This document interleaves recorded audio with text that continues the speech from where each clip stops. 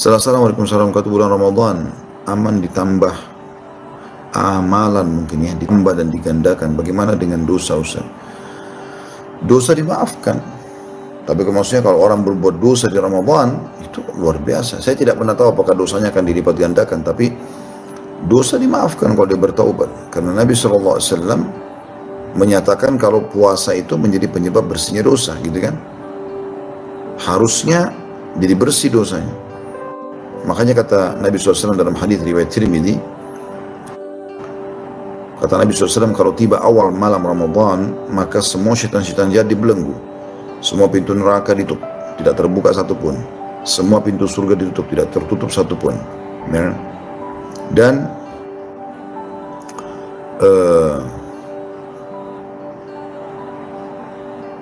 setiap malam, di malam Ramadan itu ada hamba-hamba Allah yang Allah bebaskan dari api neraka. Seperti itu penyampainya. Artinya, dan ada kalimat terputus itu kata malaikat, dan Allah menyuruh malaikat menyeru, mengatakan, wahai pelaku kebaikan, segeralah kerjakan kebaikan, karena ini adalah bulan kebaikan pelipat gandaan amal. Dan wahai pelaku keburukan, berhentilah, karena pada saat itu kesempatan untuk taubat itu. Jadi saya masih heran kalau di Ramadan pun ada orang yang berbuat kemaksiatan, karena semua orang umumnya menjadi baik gitu. Tapi kalau ada pun berbuat dosa, apakah dosanya dilipat gandakan? Setahu saya tidak, karena saya belum pernah temukan dalil kalau akan dilipat gandakan. Allahu a'lam.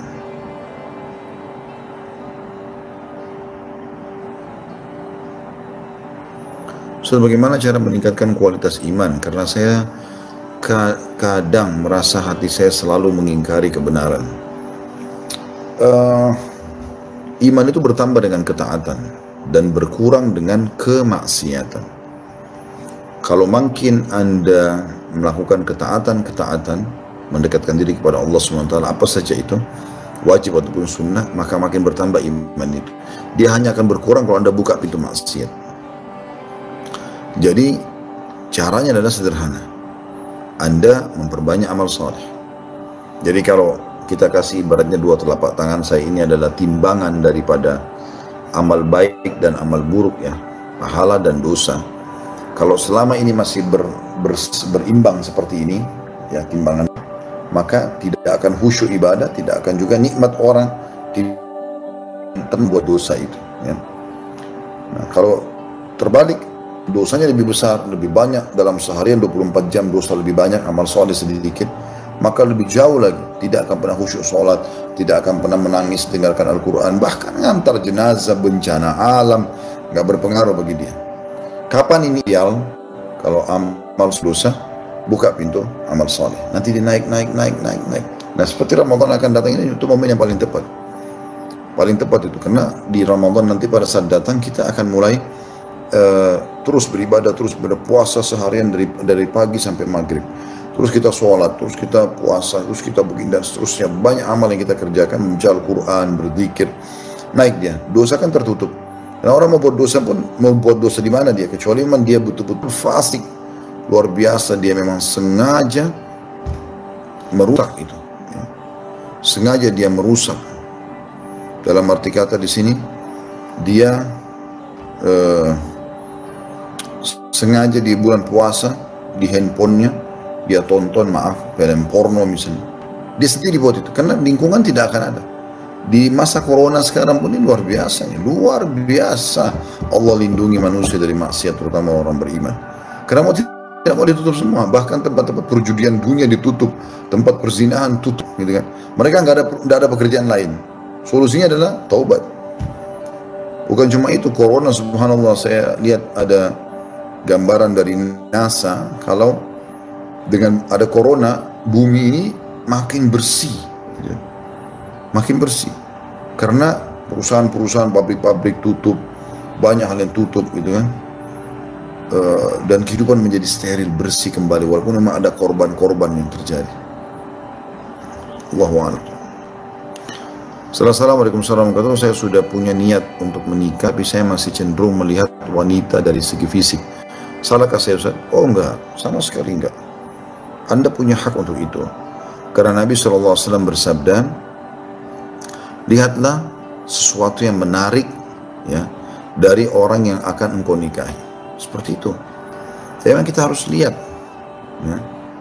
Jadi kita melihat yang digambarkan adalah wajah dan telapak tangan biasanya. Bahkan ada sebagian pendapat ulama boleh memperlihatkan sebagian dari rambutnya, ya, dari jilbabnya. Tapi yang umum adalah wajah dan telapak tangan. Wajah dan telapak tangan. Jadi wajah ini menggambarkan simbol dari kepala sampai ke perut. Telapak tangan ini menggambarkan kemaluan sampai ke bawah. Cukup itu. Selebihnya istikharah dan nanti pacarannya, ya, saling menikmati segala macam setelah menikah. Apakah boleh murajaah sambil baca Al-Quran lewat aplikasi sementara sedang haid?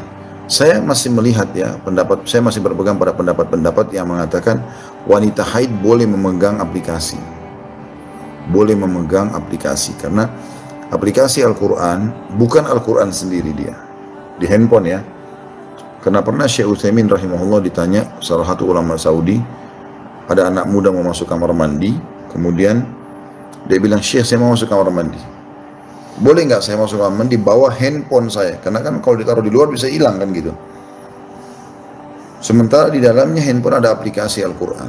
Boleh nggak kira-kira? Kata Syekhnya, tentu saja boleh. Tentu saja boleh. Gitu kan?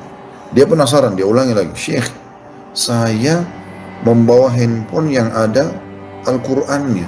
Boleh nggak? Kata Syekhnya, boleh. Dia tanya yang ketiga kali. Lalu syekhnya berkata setelah itu, saya mau tanya, di otak kamu ini ada hafalan Quran nggak? Dia bilang, iya ada. Kata syekhnya, kalau gitu taruh juga di luar kamar mandi. Itu tidak mungkin. Kecuali jelas-jelas mushaf. Jadi kita anggap mushaf, ya. Ada sebenarnya di lemari saya, mungkin saya harus berdiri untuk mengambil, tapi contoh Quran, fisik Al-Quran. Nah, disitulah, ya, baru Anda tidak boleh. Baik itu orang junub, haid, nifas, gitu kan.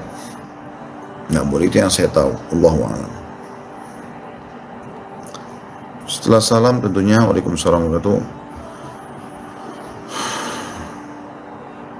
Seberapa besar dosa seorang anak laki yang merantau dan sukses, tapi dia nggak pernah kirim uang ke orang tuanya yang di kampung, yang jelas-jelas dia tahu kalau orang tuanya itu membutuhkan, ya. Dosa ini. Kalau dia tahu orang tuanya membutuhkan.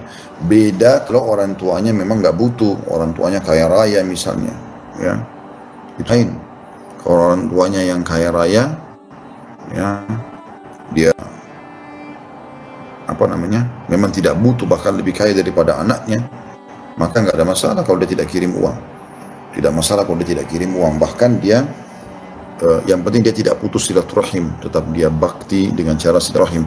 Tapi nggak ada salahnya dia memberikan hadiah misalnya, ya, dia memenuhi kebutuhan dan seterusnya, itu yang dia bisa lakukan. Tapi kalau dalam kondisi seperti penanya tadi katakan orang tuanya butuh, nah di sini nggak boleh. Masuk dalam bab durhaka. Harusnya dia lakukan itu. Harusnya dia berbakti kesempatan. Kenapa tidak mau kirim sesuatu pada orang tua? Masalahnya apa? Anda takut apa? Pernah ada sahabat datang ayahnya ke rumahnya, dia kebetulan lagi tidak ada, lagi bekerja, tinggal istrinya di rumah. Kemudian ayahnya minta duit, ayahnya si laki-laki ini minta duit. Pada saat minta duit, ya, pada saat si suami pulang, suami perempuan atau anaknya tadi datang, diceritakan oleh istri, dia marah.